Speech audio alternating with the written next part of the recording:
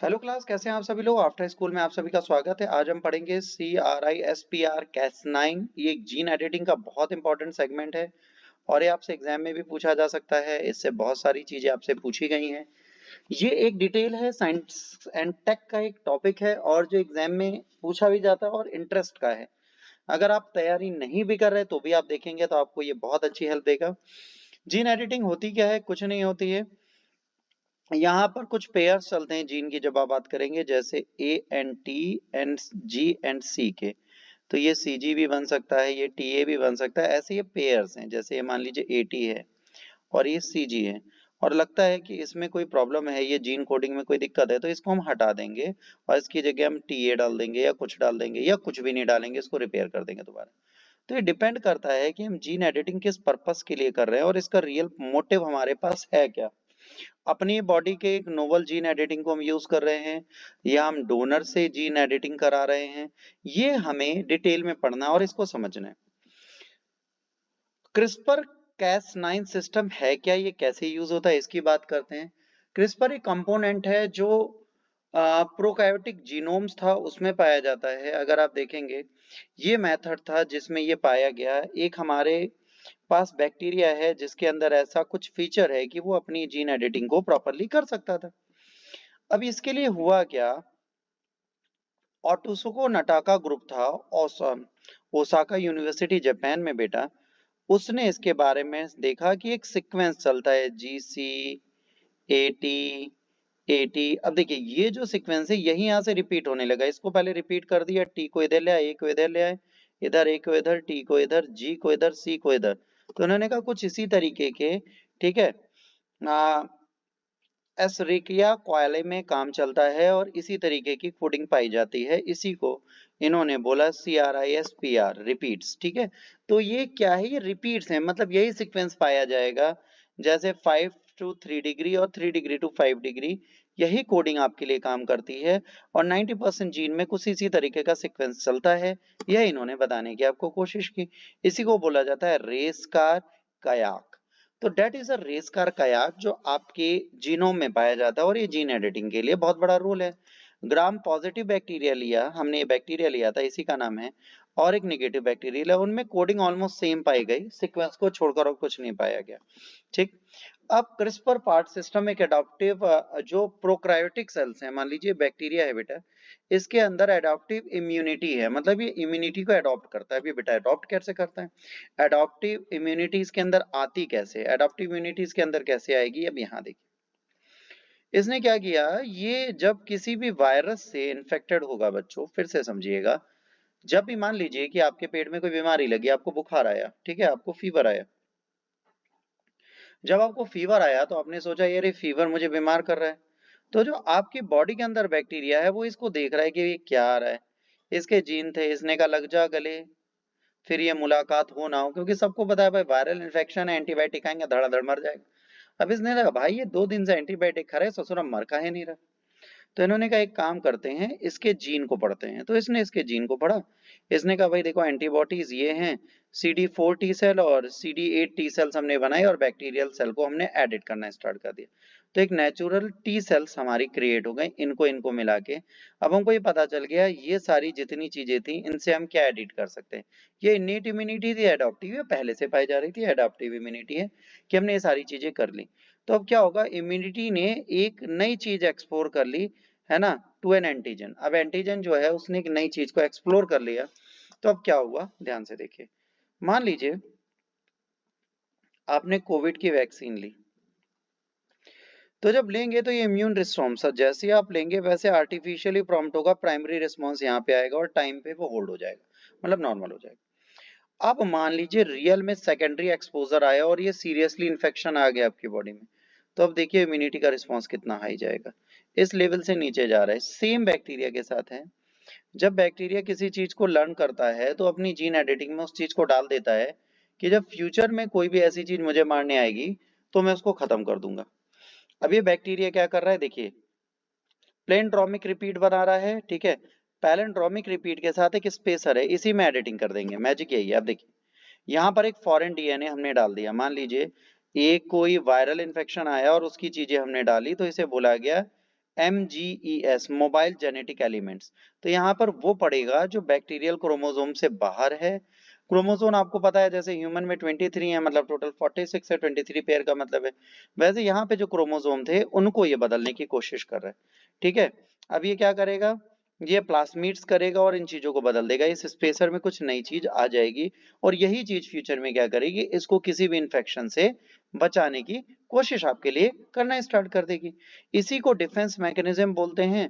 जब वो फ्यूचर में इस स्पेसर में एक एलियन डीएनए की चीजों को, ट्रेड्स को भर लेगी, तो अब क्या होगा, वो फॉरेन डीएनए को रिकॉग्नाइज करेगा और डिफेंस मैकेनिज्म बना देगा। अभी देखिएगा इसका डिफेंस मैकेनिज्म काम कैसे कर रहा है। अब जैसे वायरल इन्फेक्शन आपको हुआ, तो वायरल इन्फेक्शन हुआ तो वायरल के पास इस गया, कह रहा भाई साहब कैसे हो ना, बढ़िया है। तो अब इसने वायरल से भी एक रेस्पिरेटरी सिस्टम में उठाया कि भाई इसका डिफेंस मैकेनिज्म ऐसा है, चलो हम कैस 2 और कैस 1 उठाते हैं और इसको जीन एडिटिंग में डाल देते हैं। इसको बोलते हैं क्रेस्पर एरे मतलब एडिटिंग अ जीन, ठीक है, विद न्यू ट्रेड्स। अब इसमें नए सारे ट्रेड्स आ गए, अब इन सारे ट्रेड्स को इसने ऐड कर लिया। अब आइडेंटिकली रेगुलरली इंटरसेप्टेड रिपीट्स, अब ये क्या है, ये जो है रिपीट्स हैं, ये पहले से हैं इसके अंदर, ये न्यू रिपीट्स, इसके एलियंस बन रहे हैं। अब जैसे ये बन गए, जो स्पेसर था इसमें हमने फॉरेन जेनेटिक एलिमेंट्स डाल दिए इन जगहों पर। अब फ्यूचर में इसका डिफेंस मैकेनिज्म और स्ट्रांग हो जाएगा, एज ऑब्वियस है। अब इसका डिफेंस मैकेनिज्म स्ट्रांग हो गया। जब डिफेंस मैकेनिज्म स्ट्रांग हो गया तो कुछ इस तरीके की सेल आ गई, ये न्यू सेल्स, ये न्यू जीन कोडिंग हो गई। एक बैक्टीरिया के अंदर ये जो है, ये न्यू जीन कोडिंग हो गई। अभी इसने ये नई जीन कोडिंग कर दी। अब अगली बार कोई भी इन्फेक्शन आएगा तो भाई ये लड़ने को तैयार बैठे। इसी को जीनोम एडिटिंग बोलते हैं। अब समझिए, अब ये बैक्टीरिया तो भाई तैयार हो गया, अब एक नया बैक्टीरिया इसी के जैसा था, इसने अपनी जीनोम एडिटिंग अभी नहीं की। अब इससे ये मर रहा था, कोई दवा, कोई इन्फेक्शन है, मर रहा था, इसने कहा क्या हुआ भाई, अरे भाई मैं मर रहा हूँ, इसने कहा रुको मेरा जीन ले लो। तो जो सिंगुलर सेल्स हैं वो बेटा अपनी जीन ट्रांसफर कर सकती हैं, बट हम तो नहीं कर सकते, ह्यूमन से भाई, हम तो नहीं हाथ काट के दे सकते किसी को। तो CRISPR is a component of protects genome, इसने इंस्पायर किया कि जीनोम एडिटिंग हम की कर सकते हैं। अब जीनोम एडिटिंग को इसने कह दिया कि भाई हम ये जीनोम एडिटिंग कर सकते हैं, एक पॉजिटिव चीज है। अब सबने सोचना स्टार्ट कर दिया, हाउ, इसको हम लोग कैसे कर सकते हैं। तो अगली बार अब हमने स्टार्ट किया एक रिसर्च करना। हमने क्या लिया, हमने दो बैक्टीरिया लिए, ठीक है, एक ये लिया और एक ये लिया और इसकी एडिटिंग करनी स्टार्ट की। अब क्या है, ये स्पेसर है, मतलब क्या है, ये स्पेस खाली है। ये रिपीटेड सीक्वेंस है जो आपको बनाए थे, ATCG, ये रिपीटेड सीक्वेंस है। अब यहाँ पे क्रिस्पर एरे हमें करना है, तो हम क्या करेंगे, हम ये जो बेटा हमारा रिपीटेड एजेंट्स है, इसको छोड़कर, सीक्वेंस को छोड़कर जो स्पेसर है, इसमें हम किसी की भी चीज को नए को ले लेंगे। अब इसको काट दोगे तो क्या हो जाएगा, प्री CRNA। अब ये प्री CRNA बन गया। अब इनका एक सीक्वेंस है, ये हमें मिल गया। अब इसमें हमें कुछ चीज बदलनी है। अब हम क्या करेंगे, क्रिस्पर एसोसिएटेड न्यूक्लियस प्रोटीन लाएंगे जिसको Cas9 बोलते हैं। Cas9 क्या करेगा बेटा, ये इन स्पेसर में चीजों को काट के लाएगा, या तो डोनर डीएनए से या आपके डीएनए में कोई चीज अल्टर करनी होगी वो करेगा। अब इसने न्यूक्लियस प्रोटीन को उठाया और हमने डीएनए को काट दिया, क्लीव मतलब कटिंग कर देना, हमने इसको काट दिया और इसको काट के Cas9 की सहायता से हमने इसको नए तरीके से चेंज कर दिया, ठीक है। प्री CRNA को हमने बदला और ये प्रोटीन सेल से हमने इसको काटना स्टार्ट कर दिया। जैसे हमने इसको काटा, अब इसे काटना कहाँ है, बात ये आती है भाई क्या इसमें गलत है। मान लीजिए ये सीक्वेंस हमें काटना है ना, ये सीक्वेंस हमको काटना है, तो इसको बोला गया ट्रेस RNA। अब इस ट्रेस RNA को हमने यहाँ से उड़ा दिया, ये देखिए प्री CRNA ये पूरा था, अब इसमें हमें ये बदलना है, इसको बोल दिया ट्रेस RNA, इसको हमने बदल दिया। अब इसके रिपीट्स हम बदलेंगे, तो प्री CRNA पूरा हो गया, ट्रेस CRNA और Cas9 प्रोटीन स्टार्ट किया, इससे ये पूरा बन गया। और इसी को जब हम ज्वाइंटली ले लेंगे तो ये क्या हो जाएगा, इफेक्टर कंपोनेंट, ये इफेक्टर कॉम्प्लेक्स है। अब इस पूरे में हमें देखना है इसमें प्रॉब्लम क्या है, इस प्रॉब्लम वाली चीज को पकड़ना, ट्रेस RNA, और इस पूरे को हम क्या बोलेंगे, defend against the invader that produce them. अब जब भी ये बन जाएगा तो जब भी कोई नया इन्वेडर आएगा तो उससे इसको बचाने की कोशिश हम करेंगे। इसी पूरे सेक्शन को हमें बदलना है, यही चीज हम कर रहे हैं। अभी देखिए ये भी जीन काट रहे हैं, ये भी जीन काट रहे हैं, इस एलिमेंट को काट के इसमें हम न्यू एलिमेंट को डाल देंगे और इसी को जीनोम एडिटिंग हम बोल देंगे। अब ये पूरे की अगर आप बात करोगे, क्या है, इफेक्टर कॉम्प्लेक्स कोऑर्डिनेट्स, ये क्या है, इफेक्टर कॉम्प्लेक्स कोऑर्डिनेट्स।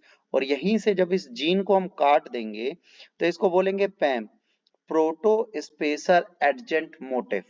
ये पैम हमारे पास दिख जाएगा। अब ये पैम ही जो है ये क्या होगा, अब वायरस न्यूट्रलाइज्ड हो जाएगा। अगर कोई भी इन्फेक्शन होता है तो ये आपको उस चीज से बचा लेगा।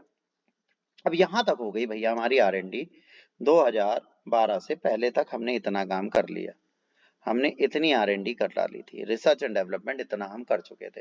ये एक पॉजिटिव R&D हमारे लिए थी। अब इस पॉजिटिव R&D से जब हम आगे बढ़े तो क्रिस्पर Cas9, ठीक है, मेथड प्रपोज्ड हुआ जी एडिटिंग के लिए। इन दोनों ने कह दिया ह्यूमंस और एनिमल्स के साथ भी ये चीज हम कर सकते हैं Cas9 को यूज करके, मतलब जीनोम एडिटिंग हम कर सकते हैं। इसी के रिसर्च में ये दोनों महिलाएं लगी रही, डॉक्टर जेनिफर है ना डेंजना और एम्यूले है ना कैरपेंथियर। अब इन्होंने ये कहा और 2020 में इनको क्रिस्पर Cas9 के लिए नोबेल प्राइज भी मिल गया। अब इस नोबेल प्राइज के लिए मिला क्यों भाई, ये बहुत जरूरी चीज थी। इन्होंने कहा cRNA ट्रेस RNA एक सेपरेट मॉलिक्यूल एंटिटीज है, बिल्कुल सही है, ये अलग है, ये पूरा आरएनए बिल्कुल ट्रेस आरएनए बिल्कुल अलग है, कोई दिक्कत नहीं है, हमने ट्रेस आरएनए कर दिया, इसी की डिटेल हमने इधर उठा ली। अब हमें क्या करना है, हमें इसे काटना है। तो हमने sgRNA लिया, सिंगल गाइडेड आरएनए लिया और इसको हम यहाँ से ले गए और इसी को हमने यहाँ अंदर डाल दिया, मतलब इसकी सीक्वेंसिंग को हमने यहाँ से काट दिया और यहाँ पर एक नया आरएनए डाल दिया। वन मॉलिक्यूल हमने इसका उठाया और एक नया सीक्वेंस हमने क्रिएट कर दिया। अब ये नया सीक्वेंस जब क्रिएट किया तो ये क्या है, एक इफेक्टर कंपोनेंट है, उसी को तुम बदल रहे हैं, ये पूरा एक इफेक्टर कंपोनेंट है जिसमें Cas9 को यूज कर रहे हैं। तो sgRNA प्लस Cas9 को मिलाकर हमने बना दिया इफेक्टर कॉम्प्लेक्स। अब इसे लेमैन की भाषा में समझते हैं। मान लीजिए आपको कोई इलनेस है, आपको चक्कर आ रहा है, बहुत चक्कर आ रहा है, अब डॉक्टर पास गए, आपने कहा साहब चक्कर आ रहा है, ठीक भैया, उन्होंने पेटेड देखा, उन्होंने कहा हाँ हाँ हाँ हाँ आपके लीवर में प्रॉब्लम है। कह रहे भैया क्या प्रॉब्लम है, कह रहे अल्ट्रासाउंड करा लो। अब अल्ट्रासाउंड करा तो पता चला आपका लीवर स्वेल है। अभी आपको दवा देगा ना, तो इलनेस पे दवा नहीं मिल रही, स्वेलिंग पे मिल रही है, सेम पूरे डीएनए को नहीं बदलना, डीएनए पे जो फाइनल स्वेलिंग है उस कंपोनेंट को बस बदल देंगे, हमारी काम का। तो effector components is your illness total. sgRNA is finally going to do your ultrasound and final medication is this। तो इस तरीके से आप किसी भी चीज को बना सकते हैं। तो जो sgRNA है बेटा वो 20 न्यूक्लियोटाइड सीक्वेंस बना सकता है, मतलब AT, AT, TA, CG, GC, इस तरीके के 20 सीक्वेंस बना सकता है। ये यहाँ बताने की कोशिश की थी। तो क्लियर बेटा। अब कॉम्प्लेक्स फॉर्म होता है इसका, उसको देखना, फिर कॉम्प्लेक्स रीड RNA करना, फिर उसका बाइंडिंग करना। पहले रीड करना है क्या दिक्कत है, फिर उसको बाइंड करना, फिर डीएनए को क्लीव कर देना और इसको चेंज करके हमें अपना एक राइट सीक्वेंस बना देना। यही सीक्वेंस है डीएनए क्लीव करने का। इन्हीं से हम चीजों को बना और बिगाड़ सकते हैं। sgRNA और PAM-RNA रिपेयर मैकेनिज्म अब इनिशिएट हो जाएगा, मतलब अब क्या होगा, हमारा रिपेयर मैकेनिज्म इनिशिएट हो जाएगा। अब यहाँ पे हम एडिटिंग कर देंगे और हमारा रिपेयर मैकेनिज्म चल जाएगा। अब इसको डबल स्टैंडर्ड ब्रेक बोलते हैं, dsRNA एक होता है, इसे डबल स्टैंडर्ड ब्रेक बोलते हैं। अब इसी के बाद दो तरीके हैं बेटा जिससे हम इसको कर सकते हैं। एक करते हैं NHEJ non homologous and joining और एक होमोग्लोसस डायरेक्ट रिपेयर। होमोग्लोसन एंड ज्वाइनिंग का मतलब हो गया आप ही के जीन को यूज करना है और आप ही के जीन का एक नोवल है ना जीन एडिटिंग निकालेंगे और उसी को इसमें ऐड कर देंगे। और HDR में क्या करेंगे, हम एक डोनर लेके आएंगे। अब इसमें कोई टेम्पलेट हमें नीडेड नहीं है, कुछ नया नहीं चाहिए, हम इसको इजीली बना सकते हैं। तो यहाँ न्यूक्लियोलाइड डिलीटेशन होगा और न्यूक्लियोलाइड इंसर्शन होगा, मतलब नोवल जीन या तो डाल देंगे या नहीं डालेंगे। तो यहाँ क्या होगा, जो आपके जीन है उनका साइज चेंज हो जाएगा, इट विल बी स्मॉल और बिग, यही तो होगा। बट HDR में क्या होगा बेटा, HDR में हम क्या करेंगे, ये नॉन यूनिफॉर्म है, देखिए इंडेल ये दोनों नॉन यूनिफॉर्म है, मतलब एग्जैक्टली सेम नहीं रहेंगे। बट जब आप इसकी बात करेंगे HDR की, तो HDR में हम थोड़ी नई चीजें लाएंगे, ठीक है। HDR में हम क्या करेंगे बेटा, HDR में हम एक डोनर लाएंगे, ठीक है, एक डोनर को लाएंगे और उसकी एडिटिंग करेंगे, मतलब यहाँ पर हम डोनर को डाल देंगे, इस जगह पर हम पर्टिकुलरली डोनर की चीजों को डाल देंगे। जैसे मान लीजिए एक बंदे को HIV हो रहा है और एक बंदा HIV से क्योर हो गया अपने सेल से, तो ये देखेंगे ये टी केयर सेल्स को कैसे बना रहा है, हम उन टी केयर को सेल्स को बनाने वाले जीनोम को इसमें डाल देंगे, तो जो अदर HIV पेशेंट्स हैं वो ट्रीट होना स्टार्ट हो जाएंगे। क्लियर। तो इस तरीके से क्रिस्पर Cas9 हमारे लिए काम करता है। अब क्रिस्पर का क्या कर सकते हैं, जेनेटिक स्क्रीनिंग कर सकते हैं, हम आइडेंटिफाई कर सकते हैं जेनेटिक स्क्रीनिंग की जो जीनोम है वो कैसे बदलेंगे, कैंसर इम्यूनोथेरेपी कर सकते हैं, टी केयर सेल्स को हम रिपेयर कर सकते हैं, ठीक है, जो रिकॉग्नाइज नहीं कर पाता हमारा इम्यूनिटी सिस्टम। उसके बाद एड्स को हम इसके लिए बदल सकते हैं, एचआईवी में हम इसको यूज कर सकते हैं। देखिए एचआईवी में क्या होता है, ये जो न्यूक्लियस है इसमें होस्ट सेल डीएनए जो होता है वो प्रो वायरस बन जाता है, तो ये जो होता है ये टी केयर सेल्स बनानी बंद कर देता है। अब इसको ये नहीं पता इसको इम्यूनिटी कैसे बचानी है, तो ये जब अपनी इम्यूनिटी बता नहीं दिया मरने लगता है। वैसे जो कोविड हमारा फैल रहा है इसमें हम इसको यूज कर सकते हैं जीन एडिटिंग को, कि फ्यूचर में हमें कोई ऐसे वायरस ना आए। तो इनका यूज तो हम बहुत तरीके से कर सकते हैं। तो क्रिस्पर एडिटिंग आईवीएफ में यूज हो सकती है, कि जो न्यू बॉर्न बेबी है उसमें हम यूज कर सकते हैं, इसके बारे में बात कर सकते हैं। जीनोम को प्लांट स्पीसीज में एक अच्छे बैक्टीरिया और प्लांट को हम चेंज कर सकते हैं, इन सब चीजों में यूज कर सकते हैं। अब बात आती है इसे इथिकली हमें यूज करना चाहिए कि नहीं करना चाहिए, तो जेन्युइनली इथिकली इसको यूज नहीं करना चाहिए, it's not ethical for us. तो अगर एथिकल मैनर में इसको हम यूज करते हैं तो हमें प्रॉब्लम्स होंगी। तो अभी एनिमल्स और ह्यूमंस पे इसके रिसर्च स्टार्ट नहीं हुई है। ह्यूमंस पे चाइना में एक केस आया था, इसकी डिटेल हम आपको तब देंगे जब हम बात करेंगे जीन एडिटिंग इज एथिकल और नॉट।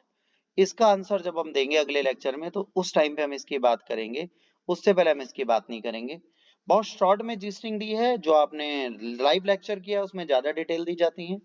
तो होपफुली आपको ये लेक्चर आपके स्टडीज के लिए यूजफुल दिखेगा। Thanks for watching, God bless you all, take care, bye bye.